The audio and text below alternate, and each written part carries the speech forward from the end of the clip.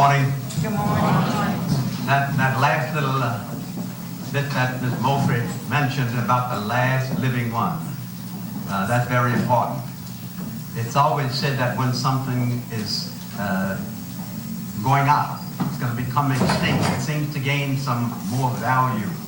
And with the requests that have been coming through to me during the past month, certainly that seems to be proving true, because I think I had 3 days off without some talks or doctor visits during this whole month of February. And it's even going into March that I have my calendar that has to be referred to frequently, because I certainly would not be able to remember all the requests that have been coming through. And I feel honored in this, in that through the years I have developed some philosophical statements, and the one that stands out most in my mind, especially during this time, is one that I gave to a nun some years ago, a nun I had met in 1939. And she returned it to me in a calligraphy art form, very beautiful with all the flourishes and pretty type matter and whatnot. It says, life's experiences are like the baton in a relay race, to be received in turn and then passed on. And that's the role that I find myself in. There are so few people who have had my particular experiences, and I think they are good experiences, to pass on to anybody who will listen. So I never refuse a request to give a talk to the things that I have been privileged to have had in my life. It was noted earlier on there in the introduction here that the War Department didn't take too well the understanding of having black men flying military airplanes. So in 1925, there was a War Department report that came out noting that black people just did not have the mentality, they did not have the dexterity, they did not have the skills, and certainly if they were attacked by an enemy in an airplane, they would turn and run. Well, it's amazing to me, from 1925 to 1945, how all of those myths were blown apart. Because by 1945, just 20 years later, the Tuskegee Airmen had proven themselves in every regard, in every aspect, contrary to what had been mentioned in that report.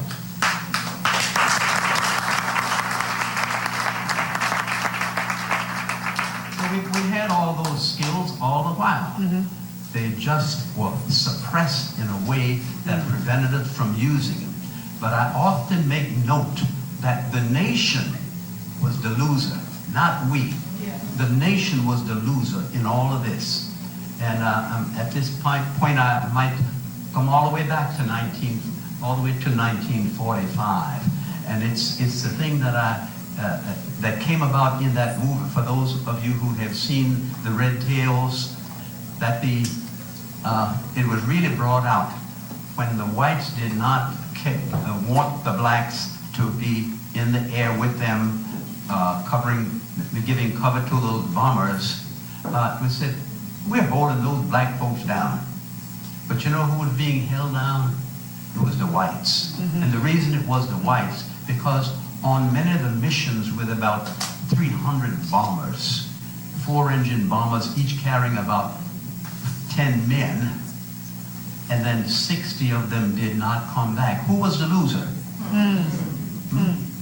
Just think how many fathers, how many sons were lost because you had some good, talented flyers, but who were just kept on the side because of some mental conditioning. Mm. And I use the term about that, the contagion of ignorance, because it doesn't stop right there. It spreads. It's a real disease, and there's no antibiotic that I've found that can eliminate it. You know? So that's one of the things that, especially, this is just about an all-black audience, but I say the very same thing to the whites, because it gives them an understanding that their policies were the ones that were killing their own young men. And I have a real maybe because of where I grew up and the times that I grew up and the people I grew up around, I have a different feeling than many others. I don't have an antagonistic attitude. I look for justice, but I don't hate. And the reason, the house where I was born in was the first one built on the square.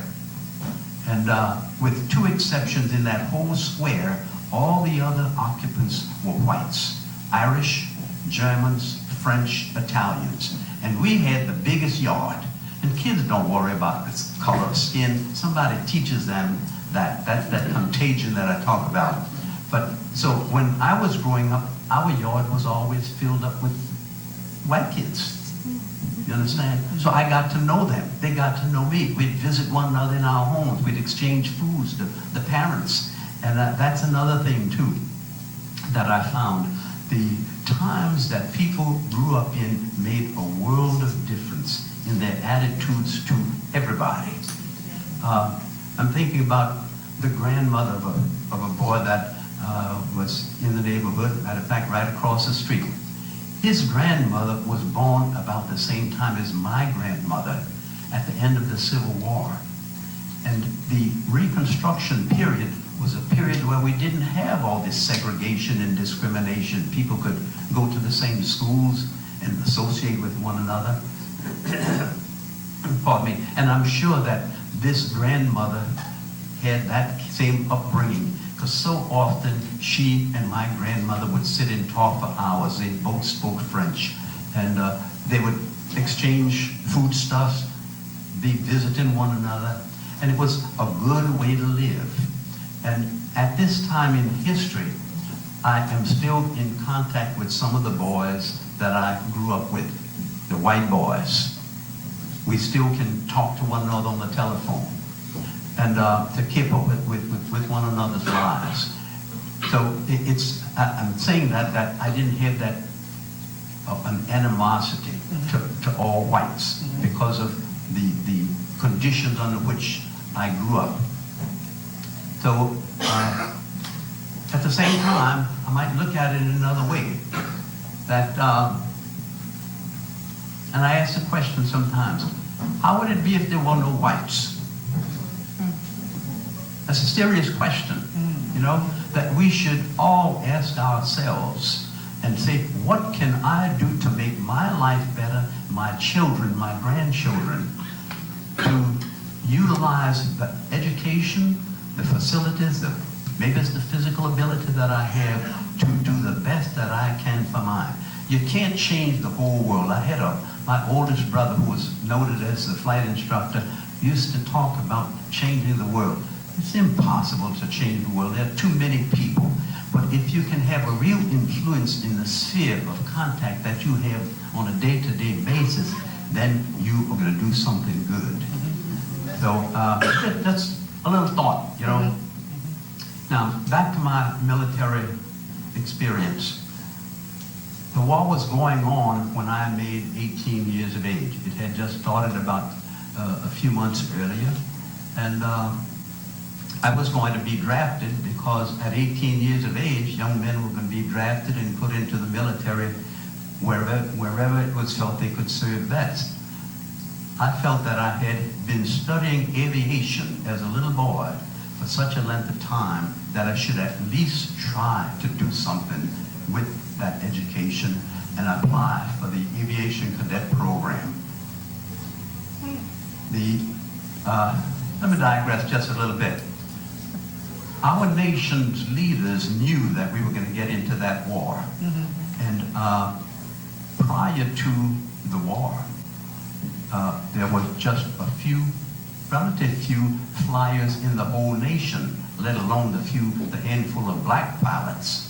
But because the nation's leaders knew that we were going to get into that, and recognizing the fact that you could build airplanes faster than you could train pilots, they started what was called the Civilian Pilot Training Program. It was a preparation for young men or women to learn how to fly before we actually got into the war. My brother learned to fly in 1940 in West Virginia with two other young men from New Orleans. And the sacrifices. My brother was employed at the post office here in New Orleans, but because he had that urge, and through life we get some of those urgings that we have to just put aside all the comforts and the things that might appeal to do something that we really want. And my brother left the post office job to go learn how to fly. He told me that many days his whole meal was a candy bar. That was a sacrifice that he was willing to make to be able to learn how to fly. And thankfully it stood him in good stead in that he would put him in a position to be able to train a lot of the guys who went overseas how to fly airplanes. And he was always my role model in just about everything, except that he wound up having 10 children. But thankfully, all of his children turned out really good. He had 10 beautiful family children there. The boys and the girls have all done well in life. And not that mine haven't done well. I'm blessed only to have had 3 children. My wife was a widow when we married, and she had a little boy, not quite 6 years when we married, but his father had been killed in a traffic accident when he was 6 weeks old. But he is my son, along with the 2 daughters that we have together. And I'm so thankful that each one finished college in a different field, but they all wanted to work with me in the printing business. So so often you find that children don't want to be around the parents. But we just had such a good rapport all through their early days that they wanted to stay with me even though they were adults. And I even had a grandson who worked with us in the printing business right up to the Friday before the hurricane. And I had a sister-in-law, my youngest daughter's brother-in-law. So we had a good family business, very independent, but at the same time an understanding that from time to time we need others and others need us. So we had a good rapport, a good relationship with some of the competing printers around New Orleans. The hurricane did a real number on us, as I'm sure most of the people in this room suffered in some kind of way if they were here at that time. But in a sense, they said there's a silver cloud, a silver lining for every cloud. Well, there were some good things that came out of it. I had a granddaughter who was teaching at Xavier Prep at the time of the hurricane, and she had always said she wanted to further her education. Though the hurricane chased us all away, and she wound up going to school again at Towson University in Maryland and wound up getting her master's degree. And today she is an occupational therapist in one of the hospitals up there. The others of us, my oldest daughter had finished at UNO in math and geophysics back in the 70s, and she could have gone to any oil company she wanted then, I'm sure, but she had chosen to be with me. Well, after the hurricane, where did she wind up? At Shell Oil. So all of those are good recollections, even though it was a tragic thing. I chose not to open up the business again. I was 80 years old when that hurricane hit, and I just decided that I did not want to. Well, first of all, I didn't see my customer base there, and it was just going to be too rough, and I didn't have to. Everybody else had gotten their good jobs in their different fields, and so I chose not to go back into the business. Ms. Moultrie noted in her presentation some of the different things that I have been involved in. The military was a big part of my life, even though it was a short period in my life. I was in the service less than 3 years, but I was thrown in at a time when people had to grow up fast. I was just 18 years old with just a high school education, but I had a background in aviation that I thought I should use. I was thrown in with guys 23, 24 years old, many of whom had finished college. And, but I found that it was not just formal education that made the difference in being able to fly militarily. Thankfully, I had whatever it took that I was able to complete the course. We started flying with my class with 72 men and graduated with 36.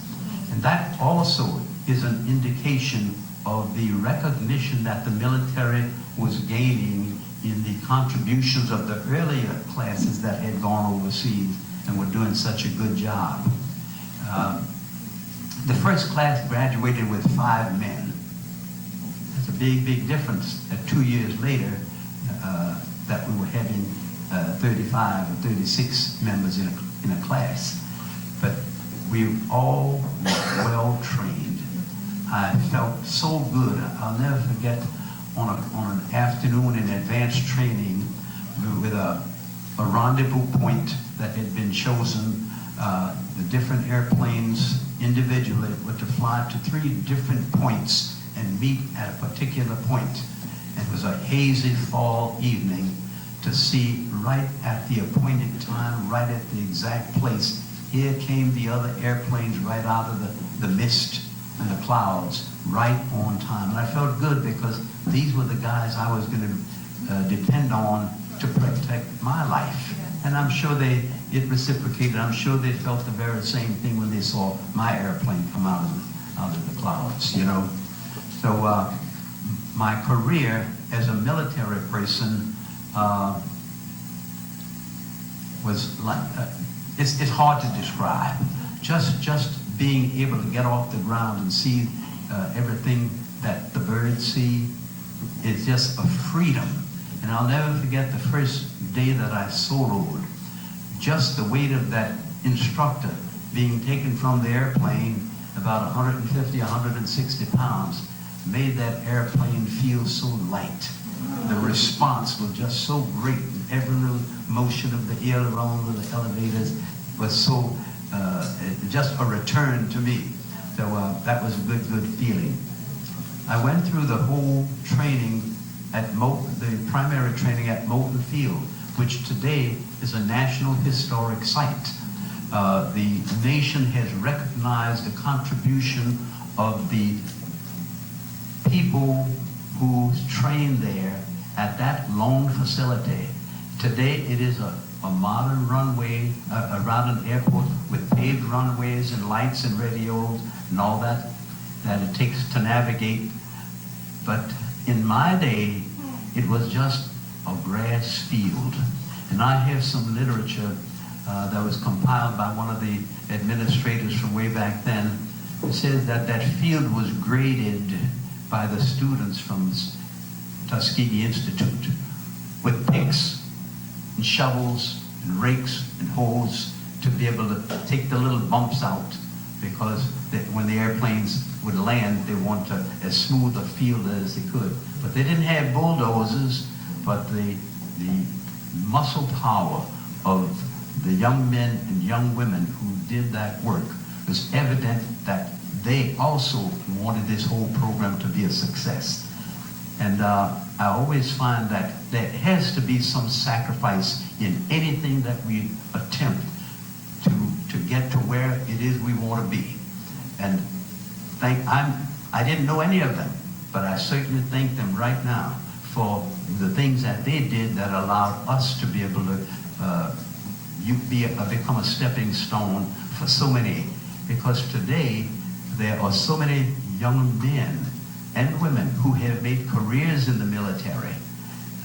Not only in the military, I saw something on TV, on the internet recently about an all-black woman crew to fly the nation's airline.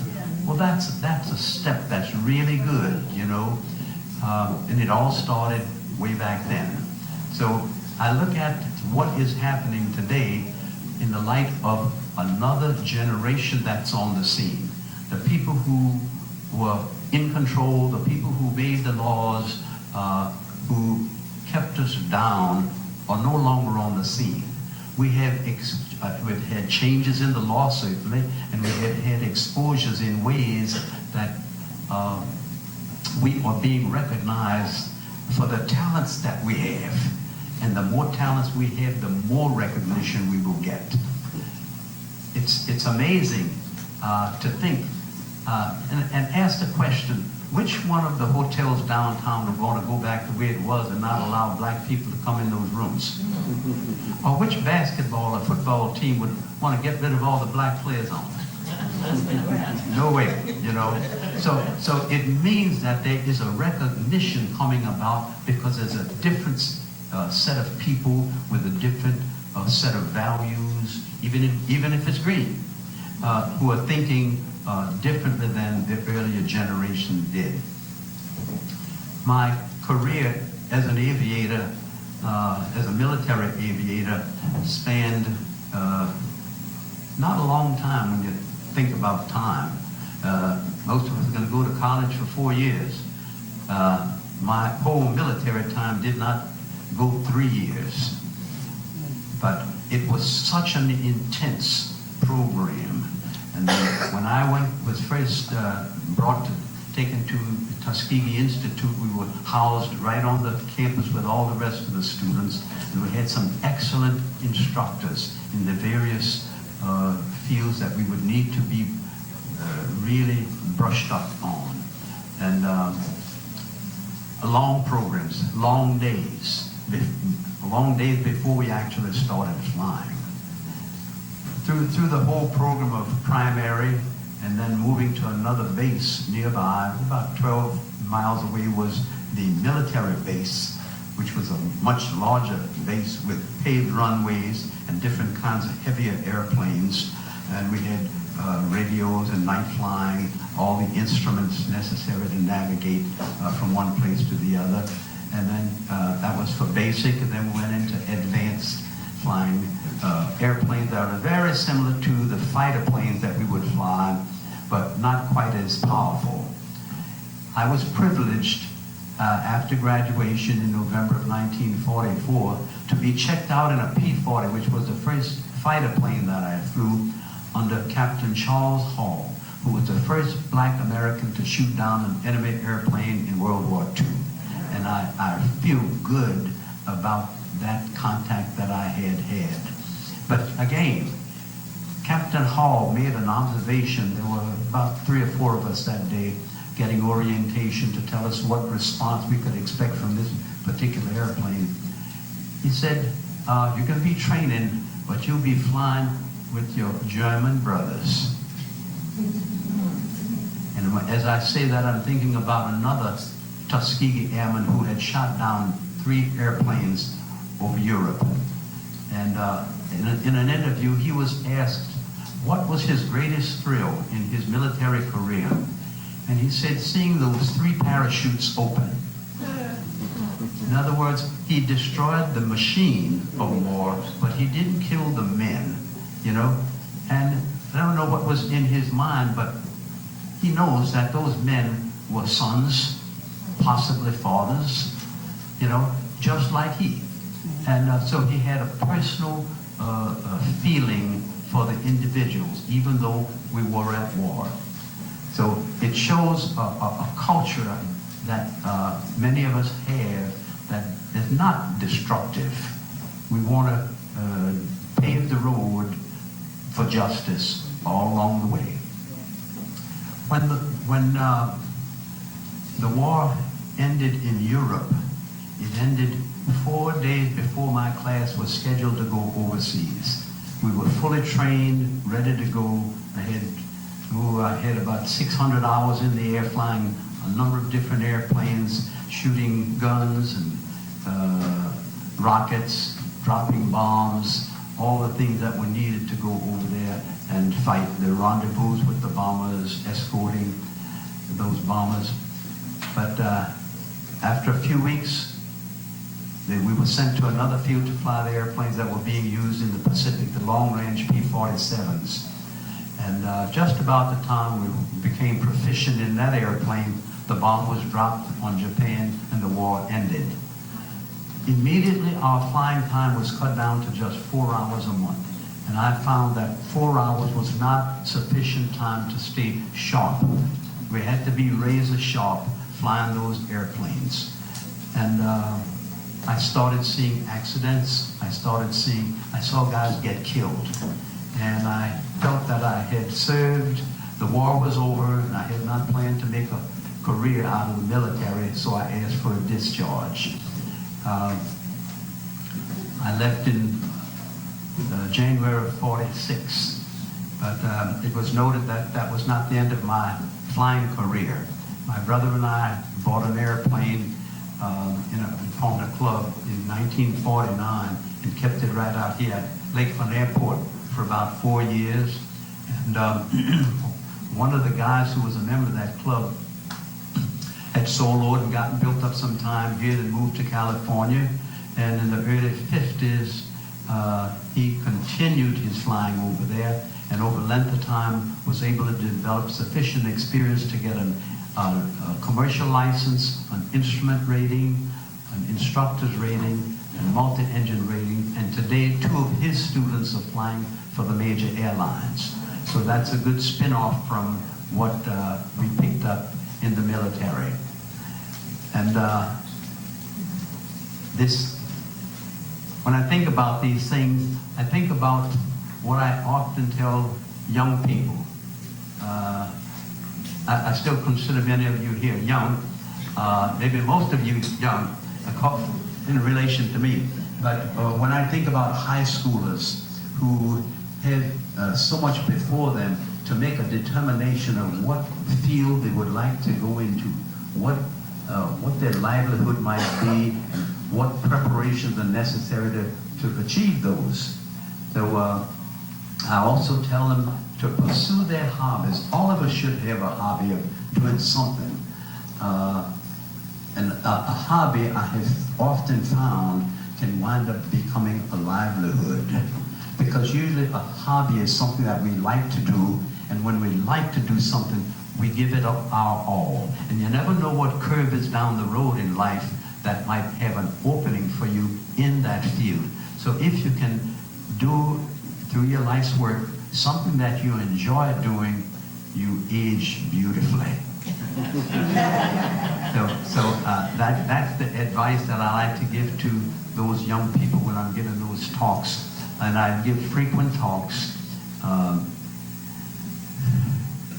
thinking about the Belle Chase High School across the river. For 5 years I've been asked to come over there.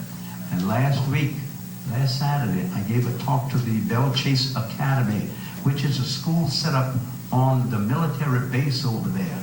Our military today is different than the military when I was in the service. The draftees, we didn't have all the goodies that today's military have. These guys can be on a base, and it's almost like a little city.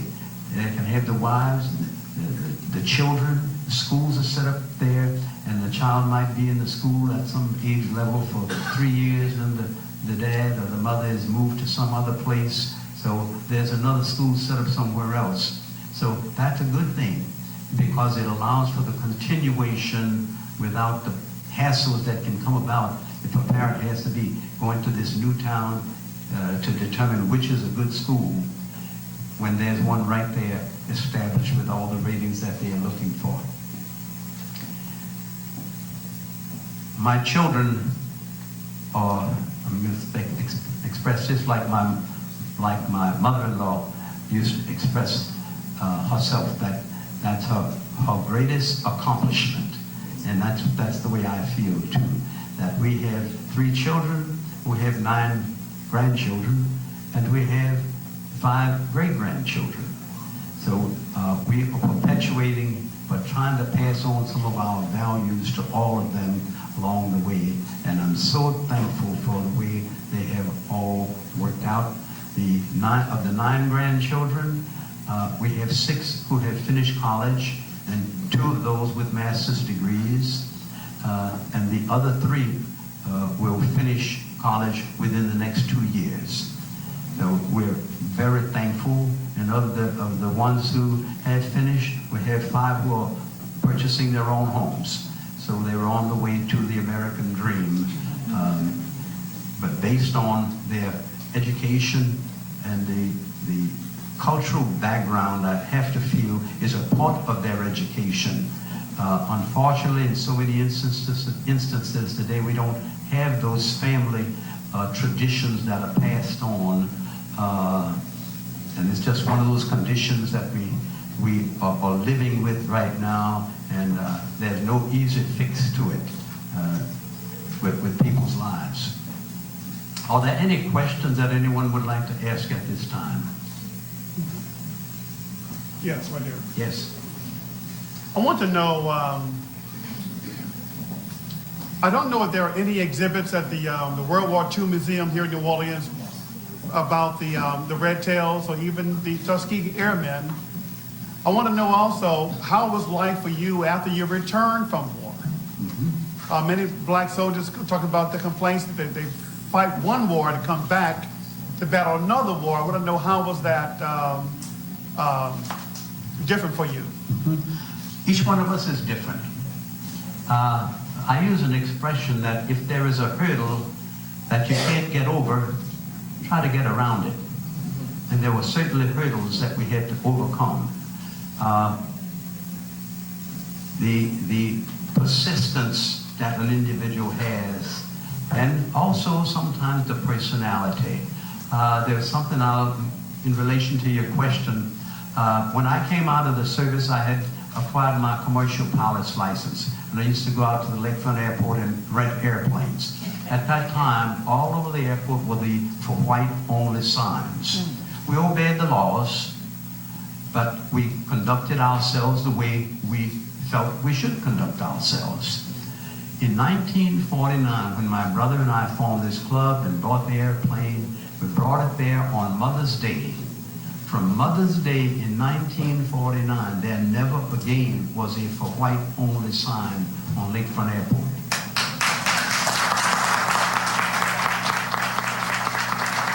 They had no protests, no court orders, no marches or demonstrations of any kind. But I have to feel that our attitude, my brother and the other members of the club and the different people we brought there, conducted themselves in a right way. Even if there were no for white only sign, we would have conducted ourselves the very same way. But I think that it was recognized. I have no confirmation on it, but I have to feel that the guy who we rented hangar space from was responsible for those signs being removed. And his mother and my grandmother were next door neighbors. Both these women had been born just about the end of the Civil War. So they grew up, as I mentioned earlier, without the restrictions and pressures that many of us came up under the laws that existed at our time. And I feel sure that some of this lady's culture passed on to her son, and not just among us as a group, but all over the airport. The different people would refer to him as Honest John, so which was good. And in all likelihood, some of his what he developed that became apparent to other people stemmed from his cultural passing on from his mother. I didn't know his father, but I knew the mother. I knew his mother. So I hope that answers part of your question anyway. The other one about World War II Museum? Yeah, the World War II Museum. I'm going to pass this on to you. And I have a talk to give at the World War II Museum on Wednesday, tomorrow. Tomorrow. And I have a talk an interview with Nick Mueller, the founder of the World War II Museum. And I'll pass this on to you as I have passed it on to many groups. I ask, and Nick Mueller lives in my neighborhood, in the subdivision, the division where I live. And I asked the question, of all the artifacts that you find in that museum, Do you think that Nick Mueller had them all stashed in the garage in the backyard? And if this museum was formed and he brought all these things out? And the answer is no. A museum depends on contributors, people who have these artifacts stashed at home or wherever, to give it to the museum so future generations will understand and see what was there. My wife ran across a diary from a doctor that she had gone to before we married. He had while overseas and made his entries in his diary every day and gave it to the museum. I personally didn't have very much to give to the museum, but I did give them my parachute bag. It had my name, rank, and serial number stenciled on it, and I gave it to them. There is a lady I've known almost all my life who lost 2 brothers in World War II. And she was complaining about some of these very same things. And I told her what I expressed about the contributing to future generations. You're not giving it to that individual who happens to be in that position at this time. This lady was able to get photographs and copies of the Army's records of the deaths of her brothers and turn them over to the museum. The museum then, and I have seen it, display them in a beautiful glass case in a prominent position in the entrance into the museum, so that masses of people from all over the world coming in there can see the contributions that were made from this particular family. If there's anybody who has something that's in an armor or in a drawer or stashed in a closet somewhere or in a shed, that's going to just get thrown out by somebody at a later time, it's so much better to give it to the museum, and others will have the inspiration that derives from something like that when they see it, and they know that this guy served. He provided this for future generations. When you go to the Field Museum in Chicago, the stuff that's there didn't get there just yesterday. It's stuff that was put there years and years ago. Or any of the other museums that you go to in the nation's capital, but it's because of contributions. So when we have something to contribute for the future, a museum is the place to place it. Yes? Sir, I just wanted to make a comment and tell you thank you. When you talk about future generations, I stand before you as the generation that you made possible for me. My name is Carol Miles. I am a librarian here at Southern University. I'm on faculty. But not only that, I served in the U.S. Army. Next week, I make 18 years. And I want to let you know, when you and gentlemen like you made it possible for me to stand here and stand in uniform and to go serve in Afghanistan. Sir, and I'm going to tell you this, and this is one of the reasons why I want y'all to listen to this. When I was in Afghanistan, you're always fearful when you go to war. But the one day I was scared was when Barack Obama was elected president of the United States. That was the one day I was scared in Afghanistan. You and I believe how many people who did not have my complexion that was upset and angry about that moment. Think about being surrounded by hundreds with weapons, seeing them angry in a way you've never seen them before. When he talks about the life that he lived back in the 1940s, I lived that life today in 2012. Young people, you have to understand what he did, what the gentleman did in Tuskegee, made it possible for me to get the education I have. It made it possible for me to go to Loyola University and get my bachelor's, whereas in many classes I was only the one African American in that class. It made it possible for me to go to LSU, whereas out of my graduating class in my field, there was only 3 African Americans. It was the sacrifice of this gentleman and generations before myself that made it possible for me to go through the door. And I want you to know, especially my young people from Old Kerry Walker, listen to my voice. That man paid his debt for you. You have to repay that debt.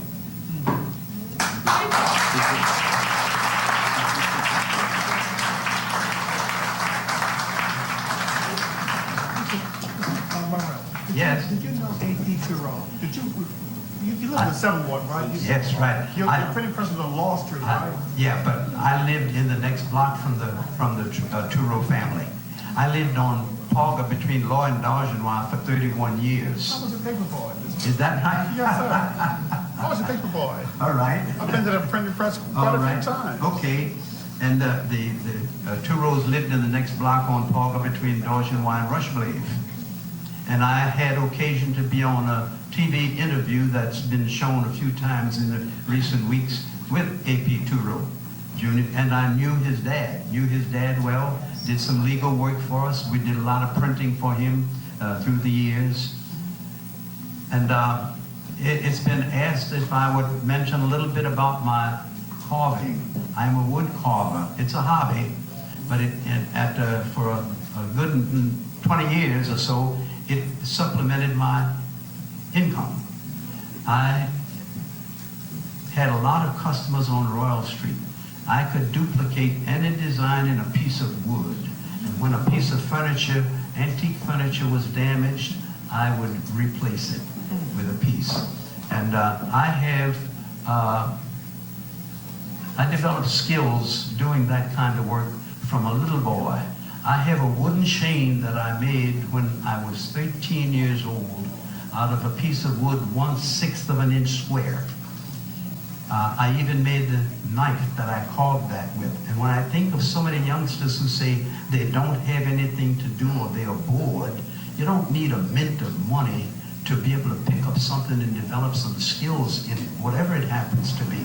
And I have certainly found through the years, not realizing then, but I know that some of the skills that I developed from carving wood, the control between my hands and my eyes, allowed me to fly those airplanes. When you're flying in formation at 300 miles an hour, you can't go 302 miles an hour. You have to, so it has to be a coordination between the mind and the eyes and the hands.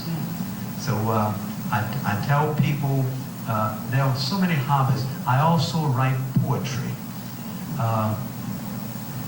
It's, believe me, we each have 24 hours a day. Bill Gates or any other, the richest man on earth doesn't have 1 second more in his day than each one of us in this room.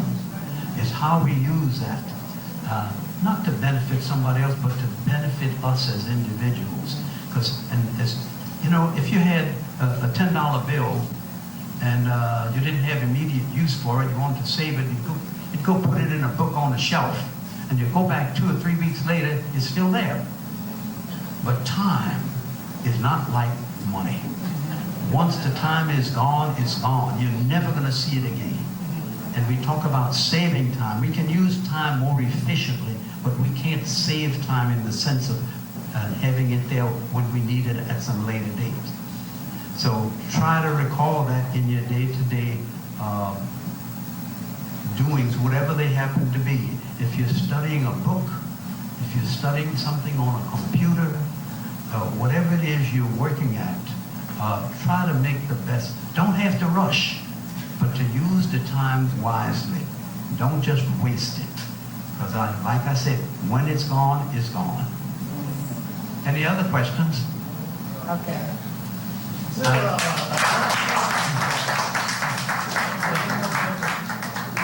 replica of your plane or your plane in a museum anywhere where it can be seen?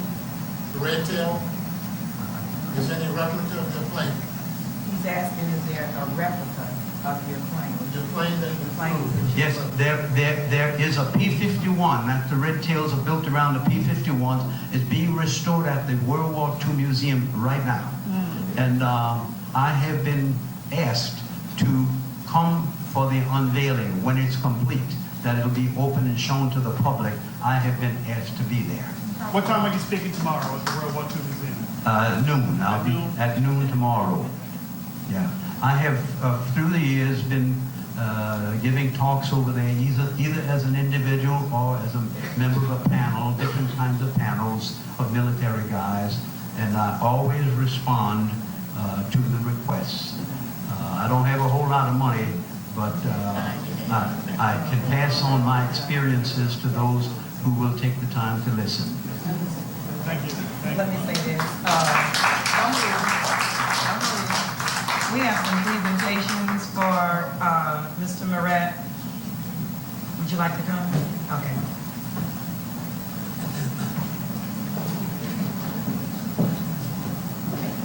He's such a gentleman. I know that everybody here has thoroughly enjoyed your presentation here. And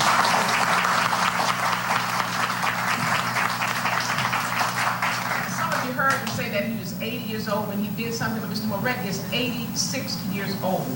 And to have the kind of recall and articulation that he has is truly in and of itself commendable. And we certainly congratulate him.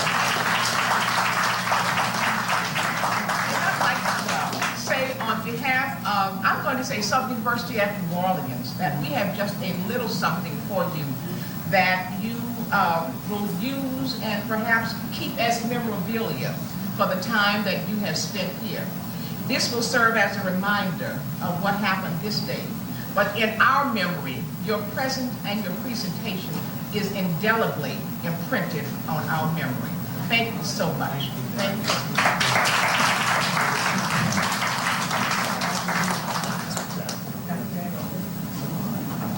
Don't leave yet. We have someone else. Dr. Jackson.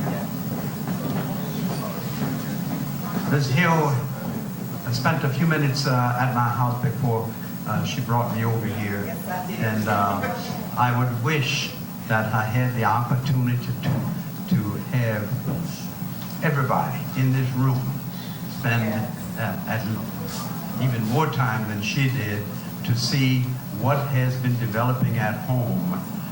The pieces that I have carved, some of the poetry that I have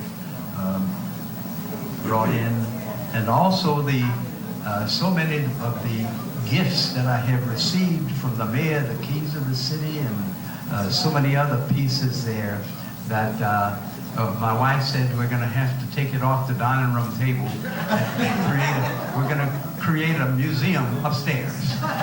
So that's in the mix in the future. All right. Thank you. This is Jason Moret, the head of the title program here at Southern University at New Orleans, of which the center falls under. And I wasn't too certain whether or not, but I should have known Ms. Moret was going to bring something. We may have duplicated some of the things in here, but still, we present this to you with love. Thank you very much.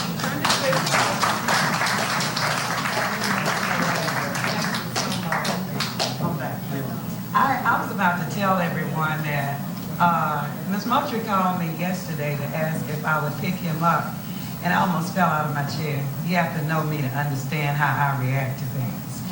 It was like Christmas in July, because African American, we all extend from Africa, but to have this type of history among us is just profound. And to have you here at Southern University speaking to our constituents is just unbelievably wonderful. Great. Okay? The time that I spent at his home this morning, I saw I saw his wood carvings, which I can't even explain it to you. It just, we had an entire history of his life and what he does when I picked him up this morning, okay? Congressional medals, just the carvings. And when he told me I got the poetry, and he's an artist as well. A singer, I don't know how many of you know what barbershop quartet singing is, but he's won awards for these types of things. It was just profound. I got a history lesson this morning too, Ms. Moultrie. I didn't know that women went to Xavier Prep. Men went. He went to Xavier Prep, and I didn't interrupt him, but I was going, no, and, while he's telling me all of this. And he invited me back to his home. I will come, okay? And he's also invited us to speak with our students more, and this is the type of history that our students need.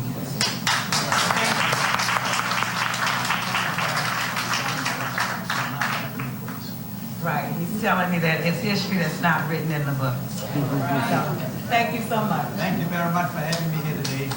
And I'm just 5 or 6 minutes away, so call and We have, when the program is over today, we have our dinner that a lunch that we're serving today, and we also have a high school here, O'Perry Walker. And these young students, grades, ninth graders, would like to take a picture with you before they leave. Okay. And we thank you.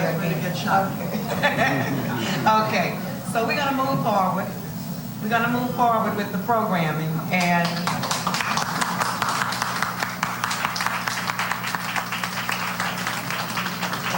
we're going to have an African medley. We're going to have an African music medley by the Voices of SUNO by Mr. Randolph Thomas in the choir.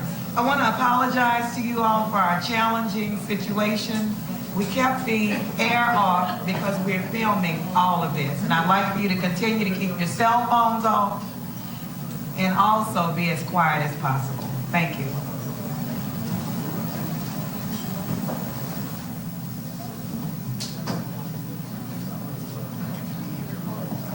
We also have evaluation forms at the front of the programming, and we'd like for each one of you to fill one of those forms out. We're far from over, so sit back and enjoy.